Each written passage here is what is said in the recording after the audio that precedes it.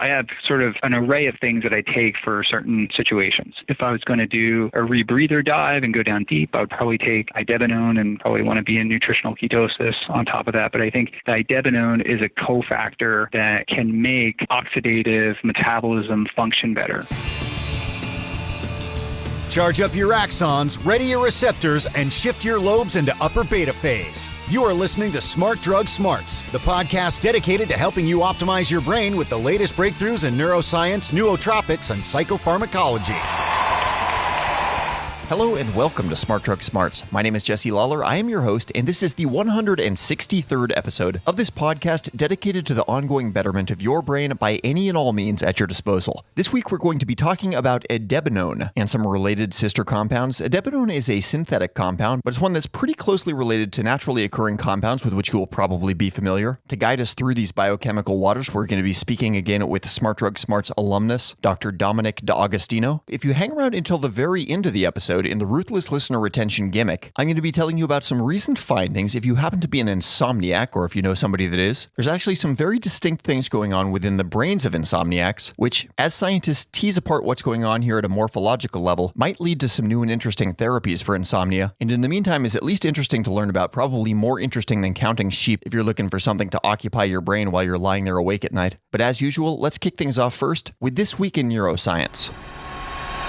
Smart Drug Smarts, This Week in Neuroscience. Okay, so a bit of a head scratcher for you in this one. Imagine that you got some scientists and they're dissecting some elderly people's brains. These people died of natural causes, all of them over the age of 90, and 3 of the 8 brains are found to have major neurofibrillary tangles and amyloid plaques, which are, as you may know, the telltale signs of heavily progressed Alzheimer's disease. So 3 of these 8 brains are in bad shape. And yet, this is really good news, finding these 3 bad brains. Why might that be? Well, hold on to your socks, because this one really blew the researchers away, as well as the crowd that this was presented to when these findings were unveiled at the 2016 Society for Neuroscience annual conference. But these 3 brains, densely matted with Alzheimer's tangles, were in fact from people who were not showing any signs of Alzheimer's, and furthermore, they had strikingly good memories. The scientists actually selected elderly people from their peer group who had significantly above average memory performance. And this isn't memory performance for Alzheimer's patients, this is just memory performance in general for the age group of 90 plus. This 8-brain group was sort of the upper bound smarty pants set that you would want to be a part of. They waited until these people died, they looked at their brains, and they were very surprised to find 3 of these brains had all the morphological signs of Alzheimer's disease. If they'd seen these brains and not known that these were the brains of essentially elderly memory champions, they would have assumed these were people in a pretty bad condition, said the study's lead investigator Cengiz Guela. This is amazing. We never expected it. It tells us that there are some factors protecting their brains and memories against the Alzheimer's pathology of plaques and tangles. Now we have to find out what those are. As of yet, the scientists don't know if this is something in these people's genes, something in their diet, some protective environmental factor, but whatever it is, if it can be identified, it could potentially be used therapeutically or as a protection to those normal elderly people who would fall prey to Alzheimer's if they had these sorts of beta amyloid plaques in their brains. After making this surprise discovery, Guela and his colleagues examined nerve cells in the hippocampus, a part of the brain that's known to be responsible for memory formation, and they found that cells in that area were relatively intact in the brains of these elderly people who seemed to be able to withstand Alzheimer's.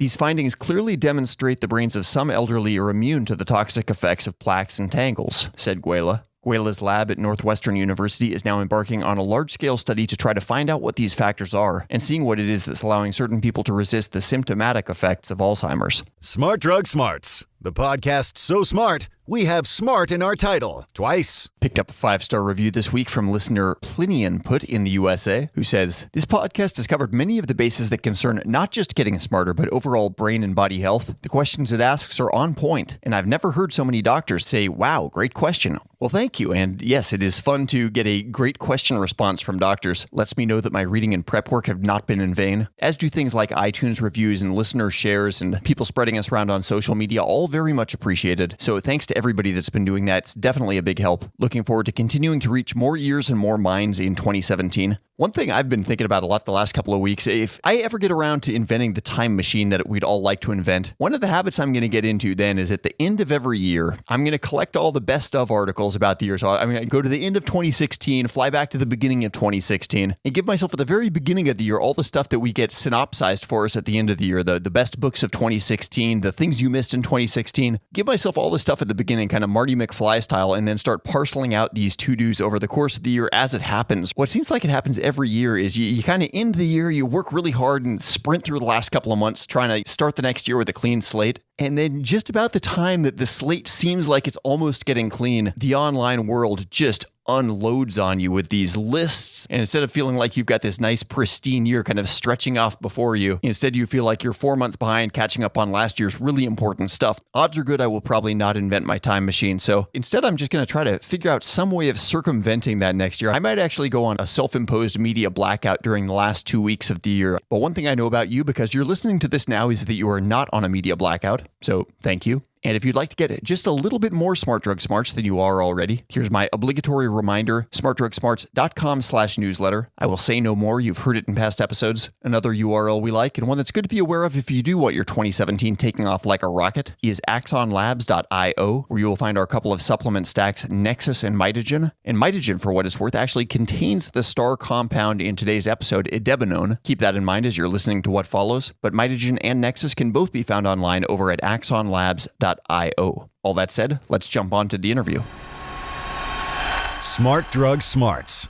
So I'm about to be speaking with Dr. Dominic D'Agostino, who is a neuroscientist and professor at the University of South Florida. He is also one of the team of superheroes who's been assembled by Dr. Ken Ford over at the Florida Institute for Human and Machine Cognition. We spoke with him originally back in episode number 147, talking about ketogenic diets and the effects on the brain. Actually, I should say ketosis as an umbrella term rather than ketogenic diets, because one of the things that Dr. D'Agostino is actually really interested in is getting the body into ketosis without actually resorting to a ketogenic diet. A ketogenic diet would be sort of the old-fashioned way to do it, but there are some interesting ways, ketone salts, ketone esters, of getting ketones into the body without actually eating enough fat to get the body to start breaking down its own fat stores. But that's a totally different topic, probably a totally different episode that we'll have in the future here. In this episode, we're going to be talking about the related compounds of idebenone, ubiquinol, and probably best known to people, coenzyme Q10, also known as CoQ10 on a lot of supplement store shelves. You've probably seen this one in your local GNC and other places. But all interesting compounds have direct effects on the mitochondria, and particularly, as we'll hear, on tissues that have massive energy requirements, things like hearts and eyes. Dr. D'Agostino has been doing animal studies, looking at mice with animal models of various human neurological conditions, and really trying to fine-tune mouse treatment programs with the idea that some of these might scale up to humans. At this point, most of the direct data is in mice, but that's to be expected. And as you'll hear, one of the interesting things is that there are so many interesting avenues to still be explored in this sort of research that in a lot of cases, it's actually anecdotal reports that come back to researchers like Dr. D'Agostino that actually prompt the next rounds of research. So there really is an interesting interplay between the sort of N=1 experiments that you sometimes read about online and what winds up being followed up on by actual clinical researchers with things like mice at their disposal, and that a lot of this optimization science is not just a one-way street. I'm trying to get myself in sort of a habit of doing a little terminology check on these episodes before we press publish. This one's got more than its fair share of 50-cent words, but most of those are chemical names. The one thing that I did want to take the time to define was the term LD50. Sounds a little like R2D2 or something like that, but LD50 is kind of a general medical term worth knowing. It actually stands for lethal dose 50. Any chemical or compound technically has one, and this is a measurement of the amount of the particular chemical that would need to be applied to kill 50% of the recipient population. So if you think arsenic and you think you've got 10,000 people and you gave them all arsenic, what would the amount of arsenic need to be that you'd give where 5,000 of the people would have dropped dead, but 5,000 would still be standing? That amount would be the LD50 for arsenic. And you can imagine there would also be an LD50 for caffeine. There would also be an LD50 for peanut butter, pretty much anything. Obviously, the peanut butter LD50 is going to be substantially higher than the arsenic LD50. But when you hear that term in the coming conversation, that's what it means. Now, before we reach the LD50 for my introduction length, Our lab studies cellular metabolism, and we feel that the underlying cause of many pathologies is linked to metabolic dysregulation and metabolic dysfunction. One could argue that every known neuropathology is in some way associated with metabolic dysregulation. So targeting energy metabolism was of interest to us, and that's why I became interested in antioxidants, but I guess I would call them mitochondrial antioxidants. And CoQ10, or ubiquinol, which is the soluble reduced form of CoQ10, became an interest of mine, specifically for targeting ALS, Lou Gehrig's disease. And we formulated it in such a way that mimicked what was being used in some patients, some ALS patients that were reporting to us. And one of them reached out to us. Actually, her father was a retired orthopedic surgeon, Dr. Vince Tedone, and his daughter, Deanna Tedone, had started a metabolic-based therapy that's known as the Deanna protocol. And that's actually a metabolic-based therapy. You can look it up. And we actually did some studies in the mouse model of ALS, which is an SOD1 G93A mouse model. And essentially, that mouse model has a defect in the gene that produces superoxide dismutase 1. And familial ALS is kind of complicated in that you don't have a deficiency of that antioxidant enzyme. You actually have an overproduction of a mutated form of that enzyme. So there was at least one case study and some compelling information suggesting that CoQ10 ubiquinol could be helpful for ALS patients. And we were interested in putting it into a formula with TCA cycle intermediates or Krebs cycle intermediates. And one was alpha ketoglutarate. In the Deanna protocol formula was medium chain triglyceride oil. And we also had GABA, gamma aminobutyric acid. And we actually, the first iteration of the formula chose to use phenibut, which is a GABA with a phenyl ring, and it makes it permeable to the blood-brain barrier. So you get higher levels of that. Well, later, as we started researching it, we switched back to regular GABA because we wanted to make it a supplement-based formula that people could easily purchase online. And phenibut was one of those gray area substances. Right. We didn't want to show validity of something and then have an ALS patient not be able to get it. But ubiquinol, soluble CoQ10, was something that we became really interested in as part of a more comprehensive formula. And you might know CoQ10 exists in different, what we call redox chemistry states. The oxidized form is ubiquinone. And then there's a semi-ubiquinone, which is a semi-reduced form. And then there's the fully reduced form of CoQ10 is ubiquinol. And it probably has a higher bioavailability, although it's pretty low. And it's difficult to measure because once you take it, it's almost like ascorbic acid. You have 3 forms, and it's difficult to measure the actual form that you're taking. By the way, it's found naturally in food. So you could take a supplement or you could eat food high in CoQ10. And I believe the highest sources of coenzyme Q10 are things like sardines. Fish is pretty high. Beef, I think, is one of the highest. Beef liver is really high. So they're foods that I follow a ketogenic diet. So these are kind of staple foods for me. Yeah. So in researching it more, there's also a mitochondrial ubiquinol form. It's called MitoQ. So we have small amounts of it, but we haven't been able to source it out in large quantities, like gram levels, to do a full-blown animal study. But we have some that will do some cell-based assays to look at specifically mitochondrial superoxide production. And these are sort of ongoing experiments in our lab. So I became interested in studying the effects of ubiquinol and doing some preliminary mouse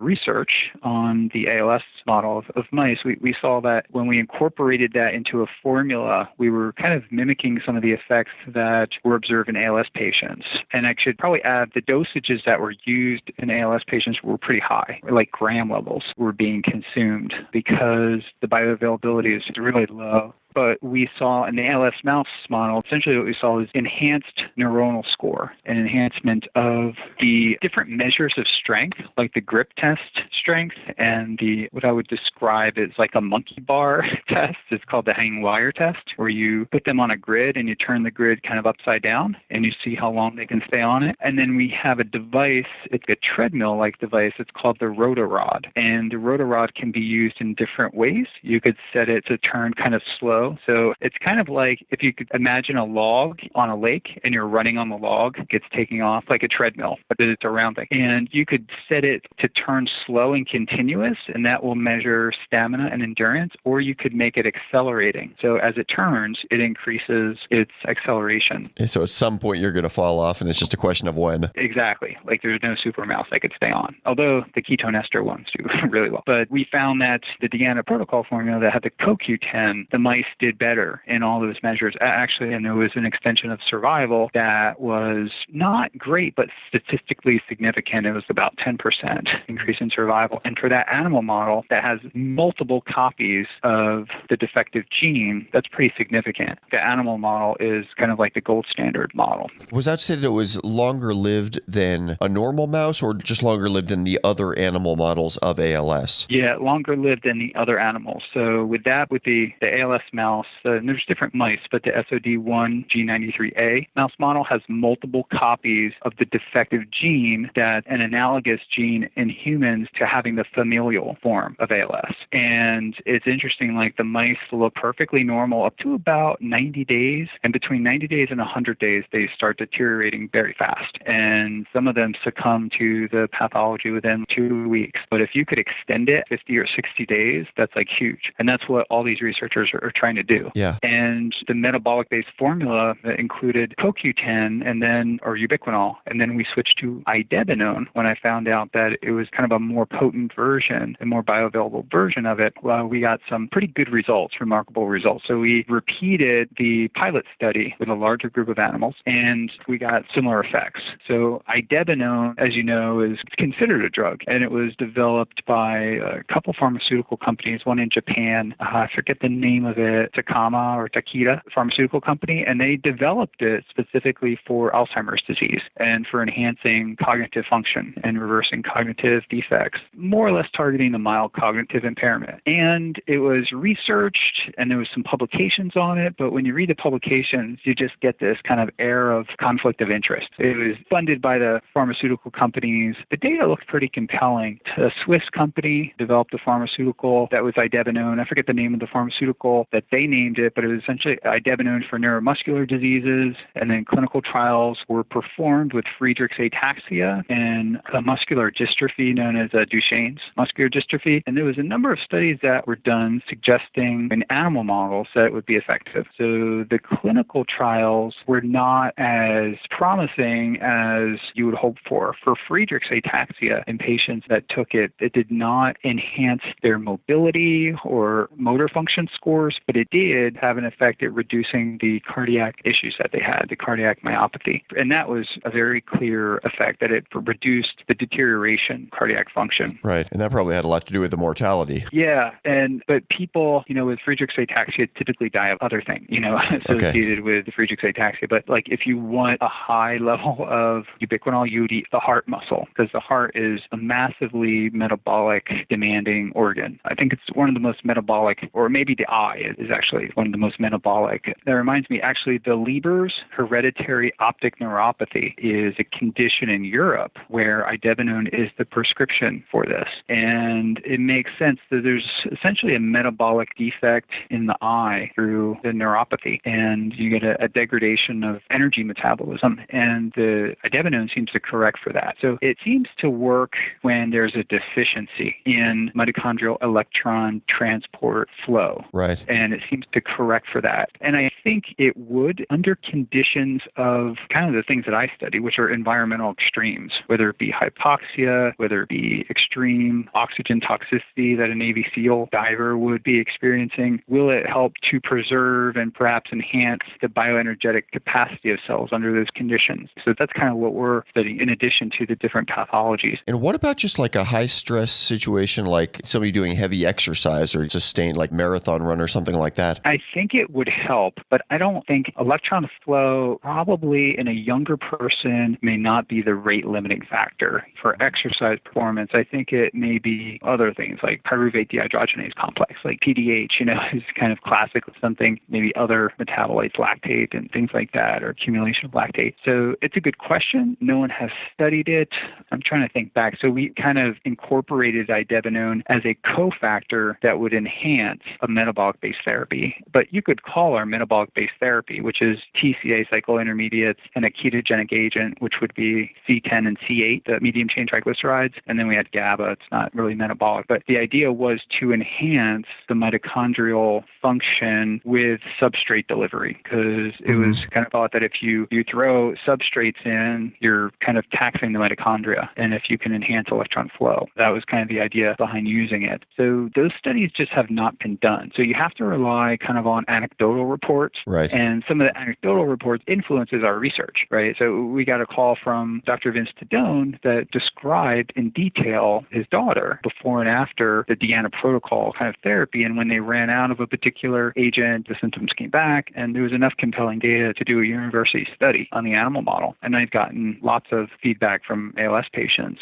So it's interesting. Anything that can enhance mitochondrial function has the capacity to be used for so many different things. Right. They mentioned all neurological disorders are in some way associated with mitochondrial dysregulation. So we are interested in further studying the effects of Idebenone. I'm right now going through all our metabolomic data, and I guess I can mention it because we've presented it in meetings. It's not formally published yet, but we did observe that there was an elevation of the TCA cycle intermediates, and that would be like succinate, malate, fumarate, and alpha-ketoglutarate. That was part of the formula. But all the TCA cycle intermediates were increased in the blood, and we didn't do the tissue metabolomics yet. But that would suggest that there's an enhancement of the Krebs cycle, the tricarboxylic acid cycle, or TCA cycle. And then that would sort of, you have enhanced bioenergetic reserves, and that could be contributing to some of the motor function effects that we observed. And that was for the ALS model. Yeah. When it comes to normal, non-pathological states, I think the benefits of Idebenone would probably be most realized in the elderly population. There's not a whole lot of data to support that, but that's my speculation based on everything that I've read, anecdotal reports that come through to me, or anything related to the eye, anything that would impair the energy state of the eye. And that could be like type 1 diabetes, right? We know that if you have blood glucose excursions or fluctuations, your eye is compromised. And it's such a highly metabolic dependent organ that it would, taking Idebenone is kind of, reassurance. And I'm genetically predisposed to something called macular degeneration. And the thing that popped out of my 23andMe analysis, and where everything else was really good, but being 5 to 7 times more likely to get it, it should suggest that maybe I should take Idebenone or CoQ10 or other things like gluten that are part of the macula. Because every cell in our body has mitochondria, but of course, some areas are a lot more metabolically active than others, as you mentioned. If somebody's taking an oral precursor to something that your mitochondria need, is there any way of directing where that winds up within the body, or it's just going to go into the bloodstream and get relatively evenly dispersed? So if you want to benefit your eye, for example, you're also going to be amping up the mitochondria in your pinky toe. Yeah, that's kind of the issue, the pharmacokinetics of it, right? So how do we know that if we take CoQ10 that it's getting to where it needs to be? And does the excess that we're consuming to get to where it needs to be, does that have negative effects? Right. So these are always challenges that we have when we have a new agent or even an agent that's been around a while and we want to fully understand the pharmacology and the pharmacokinetics. So Idebenone it's lipophilic, it's very well absorbed, but it's thought that less than 1% reaches circulation because there really is extensive first pass metabolism. So it goes to hepatic portal vein and you get significant degradation in the liver before it reaches circulation. So the muscles would probably take up a large amount of it, but you just hope that you can get a small amount to where it needs to be. And I think the data for Friedreich's ataxia, I believe the dosages were pretty high. You're on the order of grams, like not 200 milligrams a day. It was more like 1 to 2 to 3 grams per day. One of the patients that I know, I think his mom was getting like 400 milligrams 4 times a day, and that was kind of hard for him to tolerate. I guess it was causing like a little bit of heartburn or whatever because the powders would dissolve and it was kind of an acidic substance if you kind of burp it up. You could increase the absorption with various technologies that are being developed that can enhance the absorption. And I think just simply taking it with a high-fat meal could enhance the absorption. And we know that's the case for plant-based things like turmeric. Like you get 400% increase in absorption if you eat it with a high-fat meal and if you didn't eat it with any fat at all. So enhancing the bioavailability, I think, will play a big role in the results that you're seeing. And I think maybe that contributed to some of the positive results that we saw. So we've been formulating it with medium chain triglycerides. I think we can enhance the bioavailability. And there's probably other types of fats.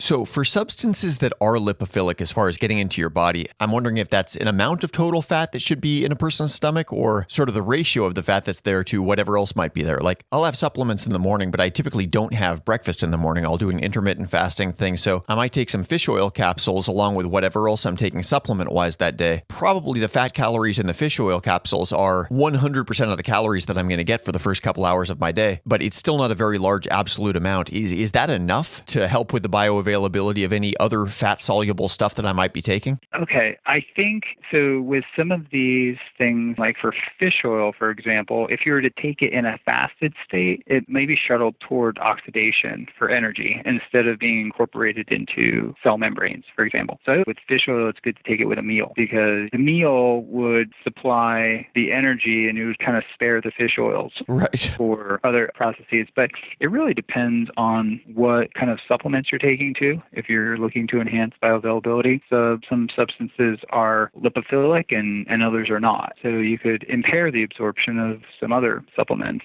A course that I used to teach at the med school was nutrition and drugs. And I would first cover the effects of drugs on nutrition. Like, some drugs inhibit the absorption of certain fats or proteins and things like that. And then I guess the bigger part of the course was the effects of nutrition on drug metabolism. And it could be the simplest thing is CYP3A4, the grapefruit. So the various flavonoids in grapefruit inhibit the P450 enzyme system that is part of liver metabolism. And if you take a statin drug, you could have 400 to 500 times higher concentration by inhibiting that cytochrome P450 enzyme. Wow. And a lot of plant-based compounds do that. Lots of different plant-based compounds. I have books on this, and you could easily teach a full semester class or 2 semesters on the interaction of how food can impact the absorption and bioavailability and pharmacokinetics of a wide range of things. So it's underappreciated, and I think it should be considered, and it's not really part of the drug packaging. Maybe I think it does now. If you get a statin, it may say, don't take with grapefruit juice, but statins, especially if they're consumed in high quantities, they could be almost fatal to your liver, and they can cause severe muscle damage and even rhabdomyolysis in people if the level's high enough and if you're exercising, doing strenuous exercise. So that's one of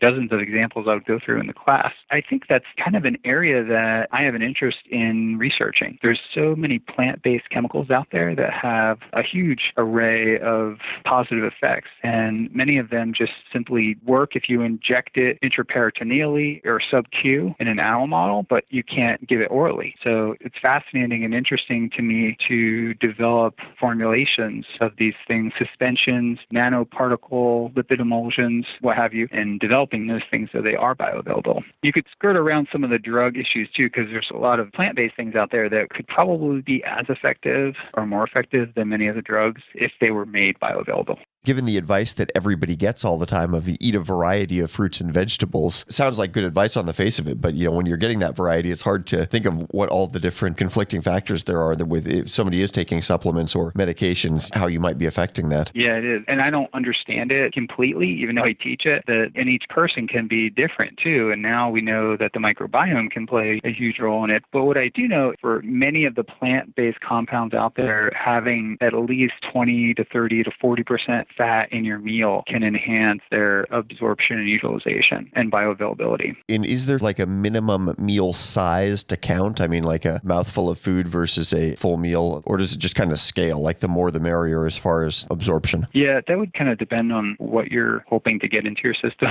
But a medium-sized meal would be anywhere between 500 to 1,000 calories. Gotcha. For somebody that is doing intermittent fasting and might not be having a meal of that size until significantly later in the day, but they also want to be taking some supplements, would you just advise waiting and doing your supplementation when the meal is going to happen? Yeah, I would look at what they're taking first, because some things you may want to take without fat. I think there's a variety of things. I think green tea, GCG, may not be ideal to take with fat. Even in aspirin, I think, if you take it with fat, can inhibit the properties of aspirin. So some things you definitely don't want to take with whether it be pharmaceuticals or plant-based things or nootropics. Yeah. And I'm not like a supplement guy. I just take a few supplements like D3. I don't take fish oil because I eat a lot of fish. Right. But my supplements really have shrank over the years. So I'm probably taking maybe 2 or 3 supplements. I take melatonin at night, just a small amount, and vitamin B12, I think sublingual. Actually, the B12 I take on an empty stomach before a meal. So I would say research whatever supplements you have and look up there. You can usually find pharmacokinetic data. If it's not on Wikipedia or whatever, you can just go to PubMed and usually look up studies on particular compounds. But when it comes to Idebenone and CoQ10, it's favorable to take them with a decent-sized meal that has fat in it. Is there any danger of overloading yourself with either Idebenone or CoQ10? Like, what would too much look like? Many compounds, like plant-based things, like their toxicity would be limited to your GI's ability to tolerate it. So you would have GI irritation and end up being passed out before you absorbed enough that would be toxic. So a lot of initial toxicities are done just, administering intraperitoneally or sub-Q these compounds. So you get the LD50, and then other studies are done with oral administration, gavage and things like that. And we do a lot of gavage pharmacokinetic studies in our lab, and we test substances like this and also the ketones, which I've talked about in the past, to find out what the ideal dosage is. And that may differ between people and what application they want to use it for. So there's good evidence that it has antioxidant properties, but also a few papers out there and reviews that talk about its pro-oxidant effect in some model systems. And I think it will be cell-dependent and tissue-dependent, that they're at higher levels. Idebenone, if consumed at higher levels, even though it doesn't have overt toxicity effects, higher levels of Idebenone, for reasons we don't fully understand, can cause an overproduction or a higher production of mitochondrial superoxide in some model systems. So I think a higher dose is probably needed to get the therapeutic effects. If you have Friedreich's ataxia, for example, to prevent the cardiac myopathy that could result from that. But if you're looking to get a nootropic effect, kind of a smart drug effect, you'd probably be best to err on the side of caution and stay under 400 milligrams per day, I think. I'm always kind of a lesser is better. And I actually have Idebenone, but I don't take it on a regular basis. I do take it if I do like a transatlantic flight or something strange. I just feel that maybe the radiation, I was really into radiation research. We still are. And I think like ketones and Idebenone, if you're sitting for a long time, it's probably good to take a baby aspirin or an aspirin before a flight. You don't want to get a blood clot. I have sort of an array of things that I take for certain situations. And I think Idebenone may be helpful for certain stress situations. If I was going to do a rebreather dive and go down deep, I would probably take Idebenone and probably want to be in nutritional ketosis on top of that. But I think the Idebenone is a cofactor that can make oxidative metabolism function better, the oxidation of fats and ketones for energy. And you could say CoQ10 is a link in the electron transport chain that's absolutely necessary for your body to make energy. I would think because it's used at such a low level metabolically, this isn't something that you would build up a tolerance to or anything like that, correct? Yeah, it is degraded naturally and kind of replaced. So if you consume it continuously, it should not accumulate in the system. I'm trying to think of the half-life. I think it's somewhere around like 18 hours for Idebenone. When you take it, the levels can build up over time, but like with caffeine and other compounds, you can upregulate the mechanisms to detoxify it. So it may be good to take it for a while and then take a break and then start up again, depending on kind of what you're using it for. Yeah. And I always tell people to rotate certain things, especially if there's agents that are looking to get a similar thing, whether it be smart drugs, like do a 3 to 6 week trial and then kind of get off that and onto another thing and just rotate it. Because we don't have a lot of long-term data for many of the things out there that people are using, which can be kind of scary, but many of these things have been tested enough that we know it's not dangerous, but the question is it optimal to take it? Could it be doing everything at the bell shape pretty much? And if you don't mix things up a little bit every now and then, it's like you can't identify the difference. It makes it harder to judge if it feels the same every day. Yeah, and many things you get positive benefits in the beginning, and then the beneficial effects kind of taper off for some things. So we don't exactly know why, but your body can acclimate or maybe it's building a tolerance to it.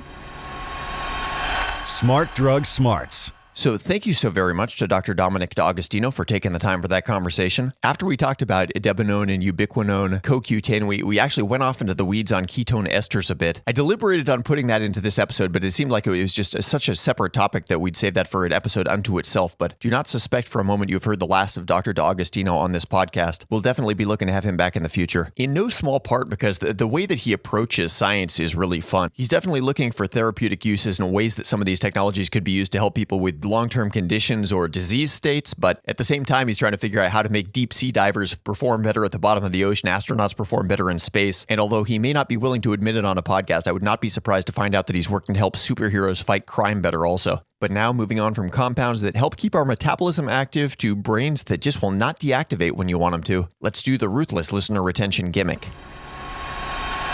Smart Drug Smarts, Ruthless Listener Retention Gimmick. So there was a study published late last year, appropriately in the journal Sleep, looking at people that had insomnia and also a control group that was age and sex matched of people considered good sleepers. They gave both of these groups a glucose solution with the glucose molecules tagged with a chemical tracer, and then followed them during both sleep and wake with a PET scan, positron emission tomography, which allowed the researchers to see which parts of the brain were most active both during sleep and wake. These were all adults, by the way, ages ranging from 21 to 60 years of age, averaging 37. And the study, which was funded by a grant from the National Institute of Health, turned up several interesting things. First of all, the actual depth of sleep, the amount of change in metabolic activity from the waking baseline into the sleep state, varies considerably across different portions of the brain. The brain does not go to sleep unanimously across the board like somebody throws a big master lever. It's much more a sequential bit-by-bit thing. It almost reminds me of watching states change color during an election. But one thing this study seemed to show clearly is that for people with problems with insomnia, there are certain parts of the brain that don't make this transition from wake to sleep effectively. And then oftentimes the reverse process of shifting from a sleep state back into a waking state also doesn't take place well, said the study's lead author, Daniel Busey, MD. While patients with insomnia often have their symptoms trivialized by friends, families, and even by physicians, the findings in this study add strong evidence to the emerging view that insomnia is a condition with neurobiological as well as psychological causes. Brain regions that showed the greatest comparative disparity between the good sleeper and the insomniac group included the left frontoparietal region, which is involved in cognition, the posterior cingulate, which is involved in self-referential processes, and the left middle frontal and fusiform/lingual gyri. And of course, each of these brain regions have roles in regular waking life and everyday cognition, which can also allow some predictive guesses to be made about the daytime minds of people that are afflicted with insomnia. These might include impairments in self-awareness and mood, memory deficits, and a tendency to think continuously about the same subjects, according to the study's authors. Notably, the study design does not allow the authors to discern whether these brain changes were the cause or the consequence of insomnia, or some combination of both, a vicious circle of sorts. So further studies to be done.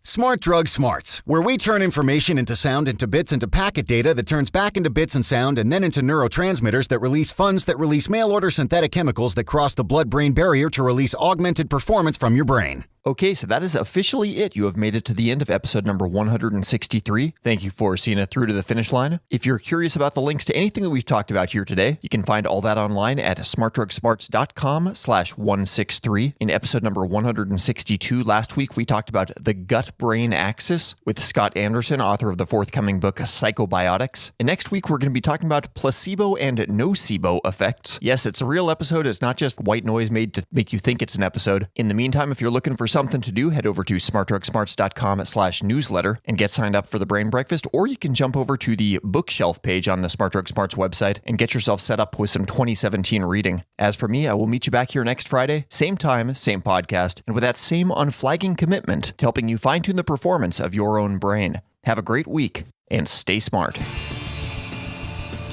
You've been listening to the Smart Drug Smarts podcast. Visit us online at www.smartdrugsmarts.com and subscribe to our mailing list to keep your neurons buzzing with the latest in brain optimization. Smart Drug Smarts should be listened to for entertainment purposes only, although some guests on the show are medical doctors, most are not, and the host is just some random guy. Nothing you hear on this podcast or read at smartdrugsmarts.com should be considered medical advice. Consult your doctor and use some damn common sense before doing anything you think might have a lasting impact on your brain.